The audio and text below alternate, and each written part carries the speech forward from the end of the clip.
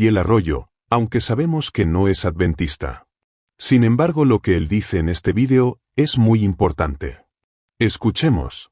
Recuerdo hace un tiempo atrás, uno de mis pastores ancianos me dijo: ay, Itiel, si Satanás sabe que no te puede detener, te acelera. Si Satanás te acelera, te hará creer que no tienes que parar a repostar vida para tu alma. Terminarás con tu corazón tan sobrecalentado que terminará quemándose y te convertirás en un líder quemado, quizá inoperativo. Y por favor, que nadie me entienda mal, yo no pertenezco a un movimiento sabatista, pero a mí nadie me había hablado de la importancia del Shabbat.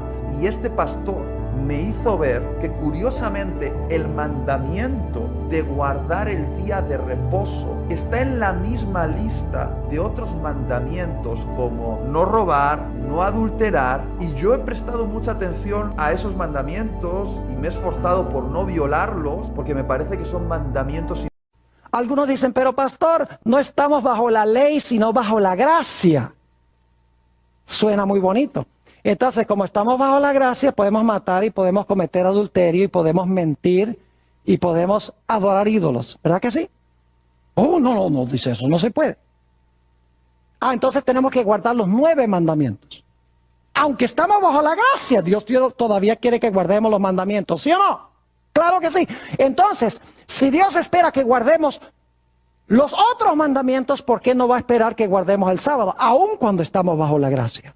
Si estamos bajo la gracia, vamos a querer obedecer por amor. ¿No es así? Claro que sí. El que transgrede uno, los transgrede todos, según dice la Escritura. Algunas personas dicen: pero pastor, el sábado era para los judíos. Siento mucho, pero en el huerto del Edén no había judíos.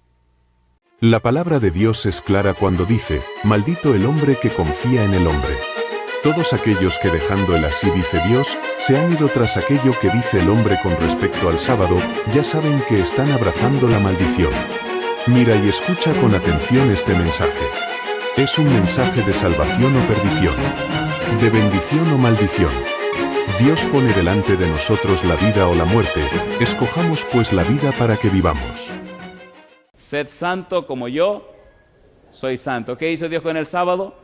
Dice que Dios lo bendijo, lo reposó y lo santificó. Alabado sea el nombre de Dios.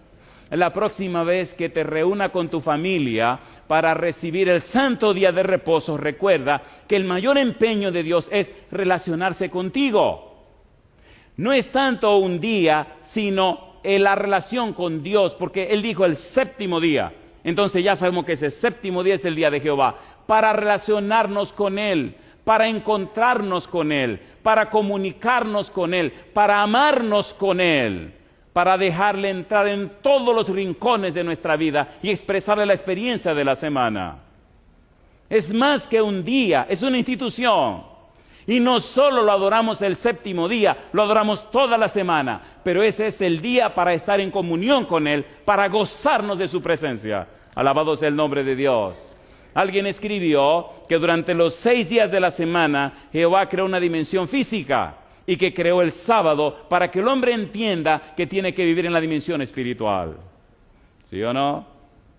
A ver, ¿sí o no?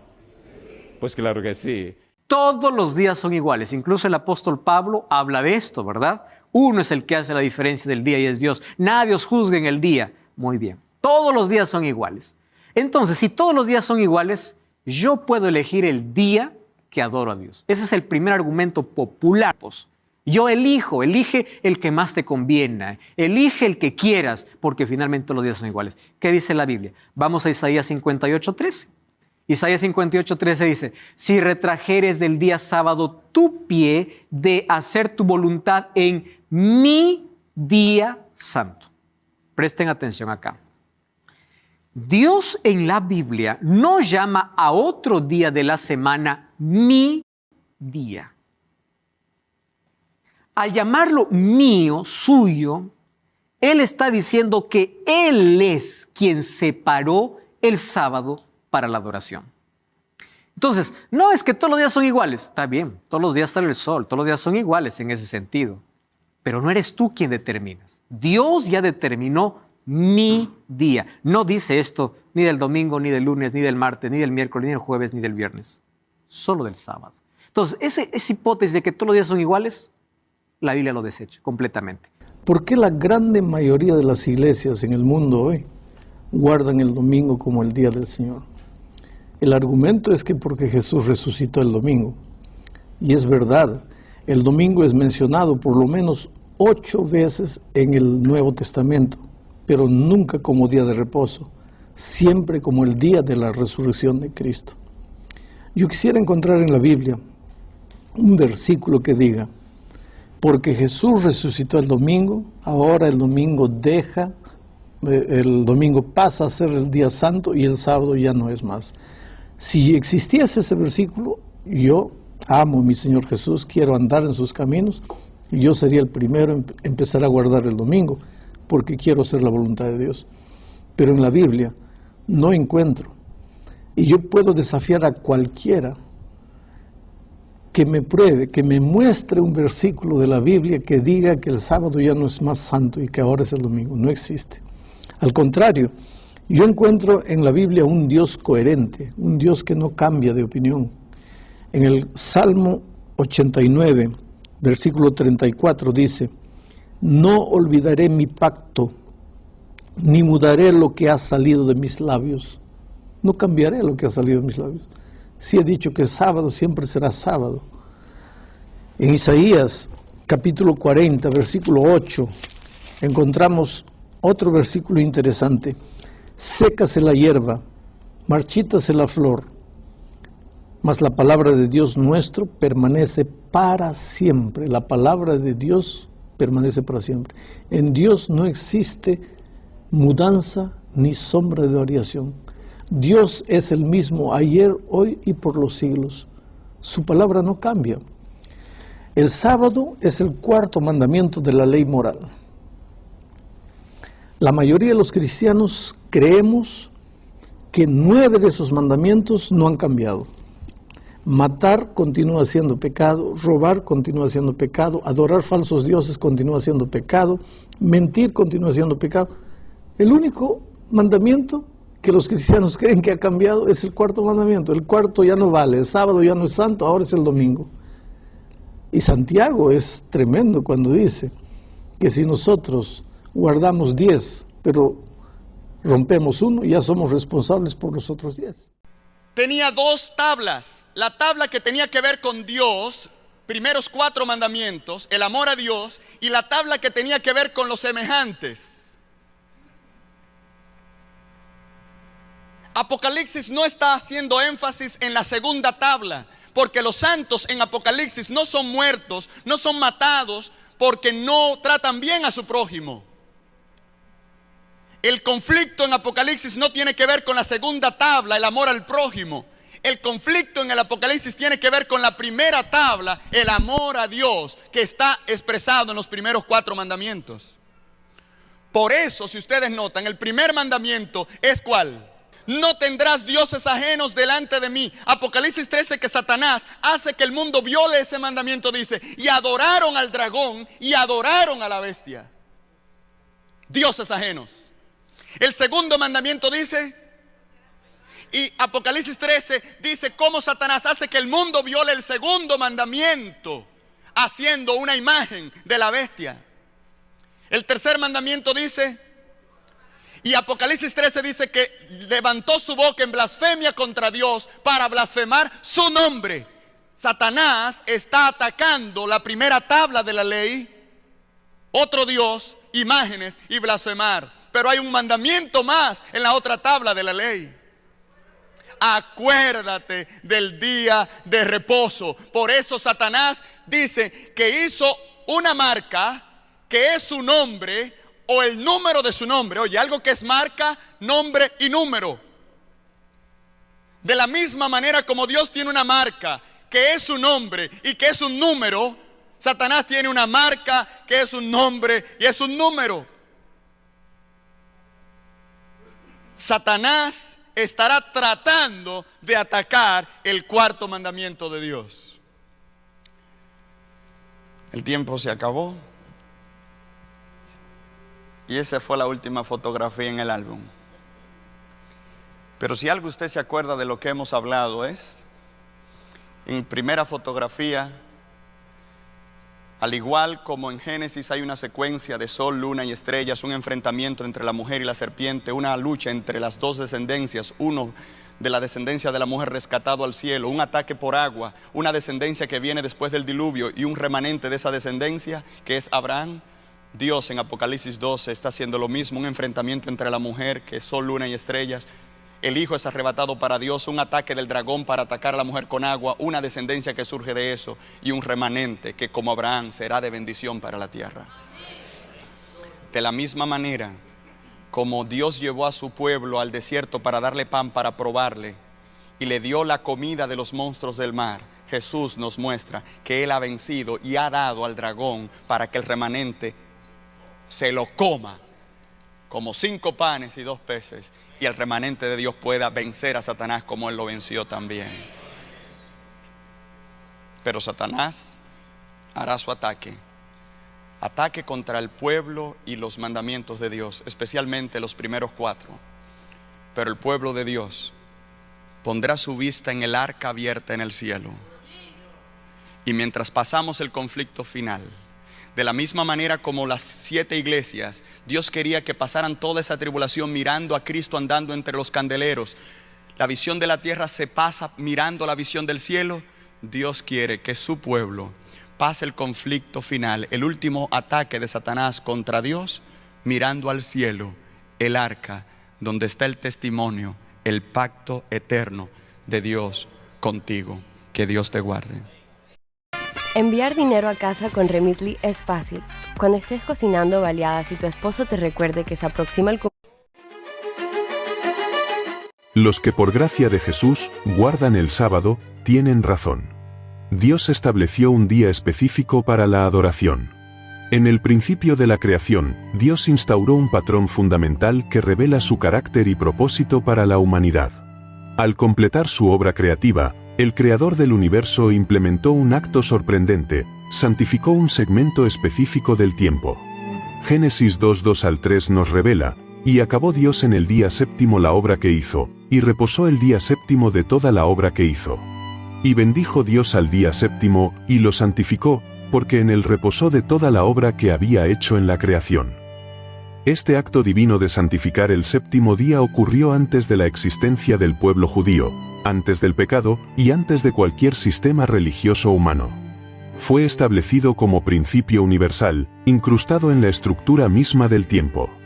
El sábado no es simplemente un día de descanso físico, sino un espacio temporal consagrado para un propósito específico, la comunión especial entre el Creador y sus criaturas.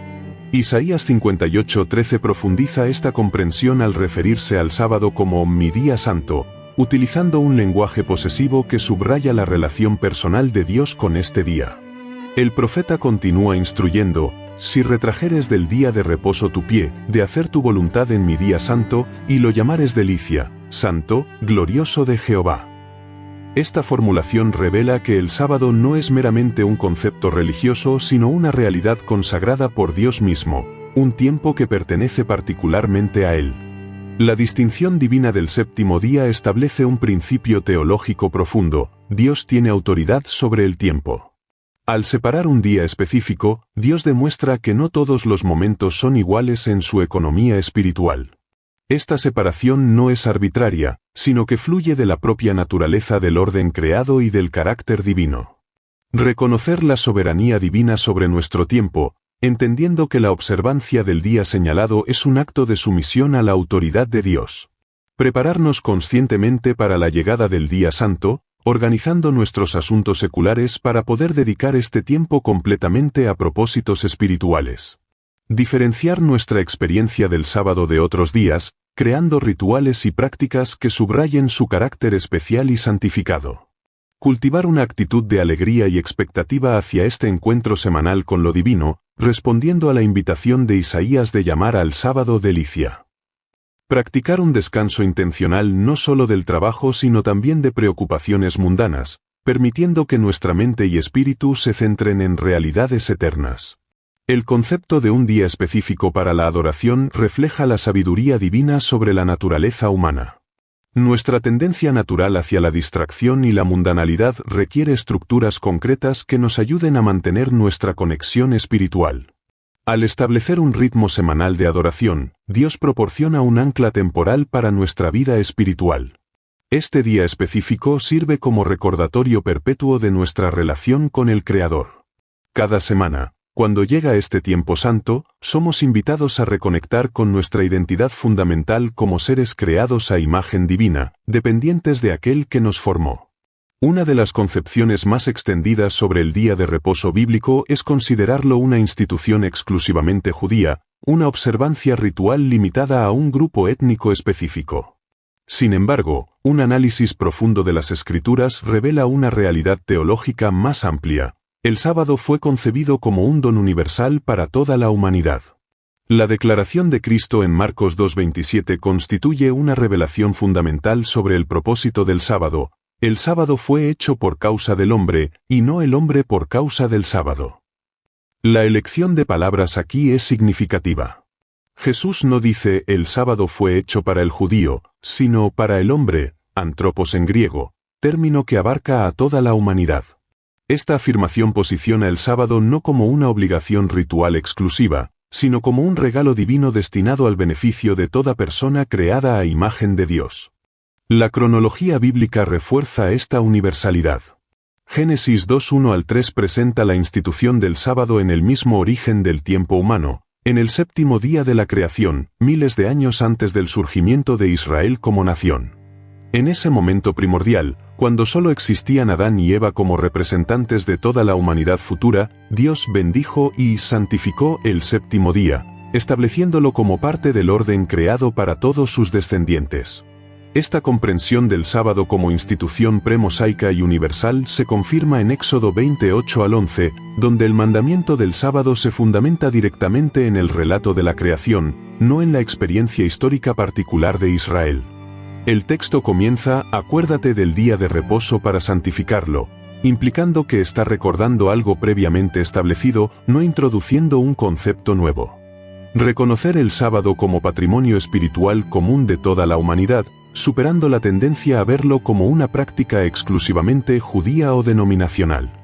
Apreciar la universalidad del principio sabático como expresión del cuidado de Dios por todas las personas, independientemente de su trasfondo cultural o religioso.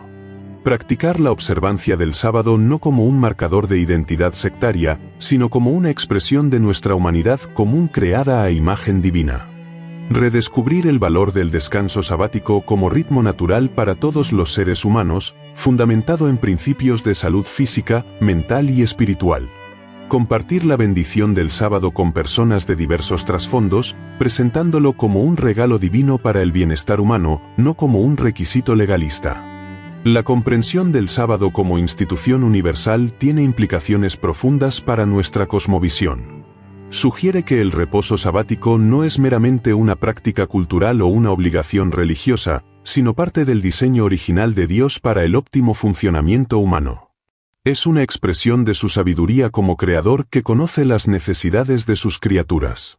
Isaías 56:6-7 amplía esta visión universal cuando Dios promete bendecir a los hijos de los extranjeros que se lleguen a Jehová para servirle, que guarden el día de reposo para no profanarlo. Esta inclusión explícita de los no israelitas en la bendición sabática refuerza su naturaleza transcultural y su relevancia permanente. En un mundo cada vez más frenético, donde la distinción entre trabajo y descanso se desdibuja continuamente, el principio sabático ofrece un contrapeso divino al agotamiento humano. Como institución precaída, el sábado no es simplemente un remedio para el pecado, sino una expresión del ideal divino para la experiencia humana plena. El relato de Caín y Abel en Génesis 4:3-5 plantea una de las lecciones más fundamentales, y a la vez, más incómodas para la mentalidad contemporánea. Existe una diferencia sustancial entre la adoración que Dios acepta y la que rechaza. Este pasaje nos muestra dos hermanos que presentan ofrendas al mismo Dios, en el mismo tiempo, probablemente en el mismo lugar, pero con resultados radicalmente diferentes. Y miró Jehová con agrado a Abel y a su ofrenda, pero no miró con agrado a Caín y a la ofrenda suya. Esta distinción divina desafía frontalmente la noción relativista tan prevalente en nuestra cultura, la idea de que todas las formas de adoración son igualmente válidas siempre que sean sinceras. El texto bíblico sugiere algo más profundo: la adoración no se mide primordialmente por la sinceridad subjetiva del adorador, sino por su conformidad con los parámetros establecidos por Dios mismo. Hebreos 11:4 arroja luz adicional sobre este episodio al afirmar que por la fe Abel ofreció a Dios más excelente sacrificio que Caín, indicando que la diferencia fundamental estaba relacionada con la fe manifestada en la naturaleza de la ofrenda. Las evidencias textuales sugieren que Caín ignoró o modificó conscientemente las instrucciones divinas sobre el tipo de sacrificio requerido, sustituyendo la sabiduría divina por su juicio humano. Este principio se refuerza a lo largo de la narración bíblica. Nadab y Abiú ofrecieron fuego extraño ante Jehová, Levítico 10:1 al 2, y fueron consumidos por fuego divino. El rey Saúl fue rechazado por ofrecer un sacrificio que no le correspondía, 1 Samuel 13:8 al 14. Estos relatos establecen un patrón consistente: Dios no es indiferente a las formas de adoración, Él espera ser adorado según sus términos, no los nuestros. Examinar cuidadosamente nuestras prácticas de adoración a la luz de las Escrituras, preguntándonos si están fundamentadas en la revelación divina o en preferencias personales.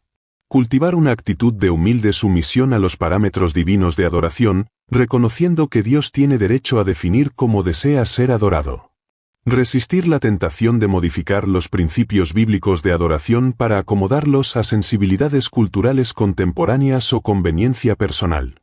Practicar la adoración en espíritu y en verdad, Juan 4:23 al 24, entendiendo que ambos aspectos son esenciales, la sinceridad espiritual y la fidelidad a la verdad revelada. Desarrollar una comprensión profunda de los fundamentos teológicos que subyacen a las prácticas de adoración, evitando tanto el legalismo ritualista como el subjetivismo sentimental. Este principio no implica que Dios sea arbitrario o caprichoso en sus demandas. Más bien, sugiere que cada aspecto de la adoración que Él ha establecido está diseñado con propósito y significado, formando parte de un sistema coherente que revela su carácter y voluntad. En nuestra era de espiritualidad individualista, donde muchos construyen prácticas religiosas a la carta según sus preferencias personales, este principio bíblico ofrece un correctivo necesario. Nos recuerda que la verdadera adoración comienza con la humildad de reconocer que no somos nosotros quienes definimos los términos de nuestro acercamiento a Dios. Jesús mismo reforzó este principio cuando citó Isaías 29:13, en vano me honran, enseñando como doctrinas mandamientos de hombres, Mateo 15:9. Esta advertencia subraya el peligro de sustituir los mandamientos divinos por tradiciones humanas, por muy antiguas o populares que sean. Jesús, en su confrontación con los fariseos, dejó en claro que el peligro de seguir tradiciones humanas radica en que pueden desplazar la voluntad divina. En Marcos 7:6 al 8, citando a Isaías, dijo: Este pueblo de labios me honra, mas su corazón está lejos de mí. Pues en vano me honran, enseñando como doctrinas mandamientos de hombres. Con estas palabras, Jesús denuncia cómo las costumbres establecidas por los líderes religiosos habían eclipsado los mandamientos de Dios. Esto nos llama a una profunda reflexión sobre la autoridad que damos a las tradiciones dentro de nuestra vida espiritual y en nuestra relación con Dios. Un ejemplo claro de cómo la tradición ha suplantado la verdad bíblica es el cambio del día de reposo. La Biblia establece con claridad que el séptimo día de la semana, el sábado, es el día apartado por Dios para el descanso y la adoración, Éxodo 28 al 11. Sin embargo, con el tiempo, la práctica de guardar el domingo, en honor a la resurrección de Cristo, se convirtió en una costumbre aceptada por gran parte del cristianismo, aunque no tiene respaldo bíblico. Este cambio no fue instituido por Jesús ni por los apóstoles, sino que surgió siglos después por influencias eclesiásticas y políticas. Cuando una tradición contradice la enseñanza bíblica, debemos examinarla con humildad y discernimiento. En Colosenses 2:8, Pablo advierte: mirad que nadie os engañe por medio de filosofías y huecas sutilezas, según las tradiciones de los hombres, conforme a los rudimentos del mundo, y no según Cristo. Esto nos muestra que no basta con seguir prácticas religiosas porque son populares o porque han sido transmitidas por generaciones, es nuestra responsabilidad contrastarlas con la Escritura y alinearnos con la voluntad de Dios. En la vida cotidiana, este principio nos invita a evaluar nuestra fe a la luz de la palabra y no simplemente aceptar lo que nos enseñan sin estudiarlo por nosotros mismos. En muchas ocasiones, podemos estar viviendo nuestra espiritualidad basándonos en costumbres heredadas en lugar de en la verdad bíblica. Por ejemplo, algunas personas practican ritos religiosos con la esperanza de obtener favor divino, sin considerar si están fundamentados en la Escritura. La obediencia a Dios no se mide por cuán fielmente seguimos tradiciones, sino por nuestra disposición a seguir su palabra. Aplicando esto a nuestra vida espiritual, debemos preguntarnos, ¿estamos fundamentando nuestra relación con Dios en la verdad de la Biblia o en costumbres transmitidas por generaciones? ¿Nos aferramos a prácticas religiosas sin cuestionarlas a la luz de la Escritura? El llamado de Jesús es claro: la verdadera adoración no consiste en seguir mandamientos de hombres, sino en honrar a Dios con un corazón sincero y una obediencia genuina a su palabra. Desde el principio de la creación, Dios estableció un día especial, distinto de los demás, el sábado.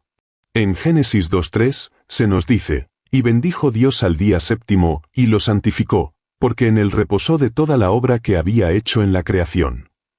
Este versículo revela tres acciones divinas que confieren al sábado un carácter único. Dios lo bendijo, lo santificó y reposó en él. No hizo lo mismo con ningún otro día de la semana, lo que indica que el sábado no es un día común, sino que tiene un propósito especial dentro del plan de Dios para la humanidad. La bendición divina sobre el sábado significa que es un día portador de un beneficio espiritual particular. En la Biblia, cuando Dios bendice algo, lo llena de propósito y lo destina para el bienestar del ser humano. Así como bendijo a Adán y Eva para que fructificaran y se multiplicaran, Génesis 1:28, bendijo el séptimo día para que fuera un canal de bendición para aquellos que lo guardan.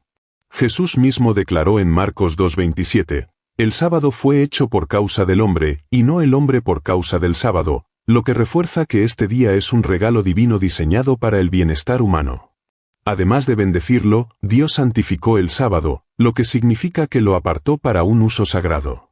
La santificación en la Escritura implica separación para Dios, como cuando Moisés se acercó a la zarza ardiente y se le dijo: «Quita tu calzado de tus pies, porque el lugar en que tú estás, tierra santa es», Éxodo 3:5. El sábado es, por lo tanto, un día separado del resto, destinado a la comunión con el Creador. Esta santificación no fue instituida para un solo grupo de personas o una sola nación, sino para toda la humanidad desde el principio. La tercera acción divina fue que Dios reposó en el séptimo día. Aunque el Creador no se cansa como los humanos, Isaías 40:28, su reposo tenía un propósito: marcar un ejemplo para la humanidad. El sábado es un recordatorio de la obra creadora de Dios y un llamado a descansar en él, tanto física como espiritualmente. En un mundo agitado, donde el estrés y las preocupaciones dominan la vida diaria, el sábado sigue siendo una invitación al descanso en Dios, una oportunidad para apartarse de las preocupaciones terrenales y fortalecer la relación con Él. En la vida cotidiana, guardar el sábado según el modelo bíblico implica más que solo abstenerse de trabajar. Se trata de dedicar un tiempo especial para estar con Dios y con los seres queridos. Es una pausa semanal que permite reflexionar, renovar fuerzas espirituales y recordar que Dios es el sustentador de todo. En un mundo donde la productividad y el consumo han convertido el tiempo en una mercancía, el sábado nos enseña que la vida no debe girar únicamente en torno a nuestras actividades laborales, sino que debe incluir momentos sagrados de comunión con Dios. Otro aspecto práctico del sábado es su papel como un signo de lealtad a Dios. En Éxodo 20:8 al 11, el mandamiento del sábado es presentado como parte central de la ley de Dios, un recordatorio de su soberanía y poder creador. Respetarlo implica reconocer a Dios como el verdadero Señor del tiempo y de la vida. Cuando priorizamos el sábado, estamos declarando que confiamos en Dios como nuestro proveedor, en lugar de depender exclusivamente de nuestro esfuerzo. El hecho de que Dios bendijera y santificara el sábado desde la creación implica que ningún argumento humano puede invalidarlo. No es una tradición cultural, ni una costumbre religiosa de un pueblo específico, sino un principio divino establecido desde el origen de la humanidad. Cualquier intento de cambiarlo o reemplazarlo carece de fundamento bíblico, pues la palabra de Dios es clara en que el sábado es un día especial, diseñado para el beneficio de todos aquellos que eligen honrarlo.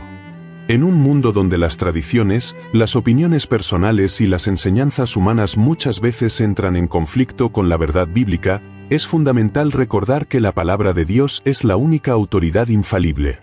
En temas de fe y práctica, la Biblia debe ser nuestra guía suprema, pues es la revelación inspirada de Dios para la humanidad.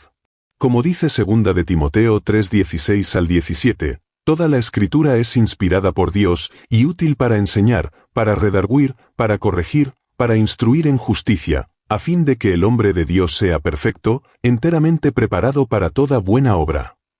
Cuando se trata del día de reposo, la Escritura es clara desde el principio. Dios estableció el sábado como un día santo en la creación, Génesis 2:3, lo incluyó en los 10 mandamientos, Éxodo 28 al 11, y reiteró su importancia a lo largo de toda la Biblia. Jesús mismo lo guardó, Lucas 4:16, y enseñó su verdadero propósito, alejándolo de interpretaciones legalistas, Marcos 2:27 al 28. Los apóstoles continuaron observándolo después de la resurrección de Cristo, Hechos 17:2.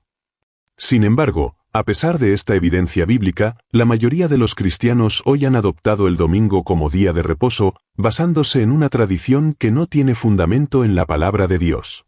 El problema surge cuando los creyentes dan más peso a la tradición que a la revelación bíblica. Jesús advirtió contra este peligro cuando confrontó a los fariseos, diciéndoles, «Bien invalidáis el mandamiento de Dios para guardar vuestra tradición». Marcos 7. Hyundai Elantra versus Toyota Corolla. Look what Elantra has and what Corolla. 9. Esta declaración sigue siendo relevante hoy en día. La pregunta clave es, ¿estamos dispuestos a seguir lo que la Biblia dice, incluso si va en contra de las tradiciones populares? En la vida cotidiana, este principio nos desafía a examinar nuestras creencias y prácticas a la luz de la palabra de Dios. No solo en el tema del sábado, sino en todos los aspectos de nuestra vida espiritual. ¿Qué principios seguimos, los de la Escritura o los de la cultura? Muchas veces, las normas del mundo influyen en la manera en que vivimos nuestra fe, y es fácil aceptar costumbres simplemente porque son ampliamente practicadas. Sin embargo, el verdadero discípulo de Cristo está llamado a obedecer a Dios, incluso cuando eso implica ir contra la corriente. Obedecer la Biblia sobre las tradiciones humanas no siempre es fácil. Puede significar enfrentar oposición, ser incomprendido o incluso rechazado. Pero Jesús nos dejó un ejemplo claro de fidelidad a la verdad. En Juan 17:17, oró por sus discípulos diciendo, «Santifícalos en tu verdad, tu palabra es verdad». Nuestra santificación y crecimiento espiritual dependen de cuánto nos alineamos con la verdad de Dios. En términos prácticos, seguir la palabra de Dios requiere un compromiso diario. No basta con conocer la doctrina correcta, sino que debemos vivirla. Esto significa tomar decisiones concretas, como dedicar el sábado a Dios, apartándolo para la adoración y el descanso, aun cuando el mundo funcione con otro ritmo. Significa también priorizar el estudio bíblico sobre la opinión popular, tomando decisiones fundamentadas en lo que Dios ha dicho y no en lo que la mayoría cree. Un aspecto crucial de este compromiso es la confianza en que Dios honra a quienes le obedecen. En 1 de Samuel 15:22, el profeta Samuel le dijo a Saúl, «Ciertamente el obedecer es mejor que los sacrificios y el prestar atención que la grosura de los carneros». Esto nos recuerda que lo más importante para Dios no es cuánto hacemos por Él, sino si estamos dispuestos a obedecerle de corazón. La fidelidad a su palabra, incluso en cosas que parecen pequeñas, es lo que realmente muestra nuestra lealtad. En última instancia, cada creyente debe tomar una decisión personal. ¿Seguiremos la tradición o seguiremos la Biblia? Jesús advirtió en Mateo 7:13 al 14 que el camino de la verdad es estrecho y pocos lo encuentran, mientras que el camino ancho, basado en las costumbres populares, lleva a la perdición. No se trata de una cuestión menor, sino de un tema de lealtad a Dios. ¿Estamos dispuestos a seguir su palabra, aunque eso signifique ir en contra de lo que la mayoría hace?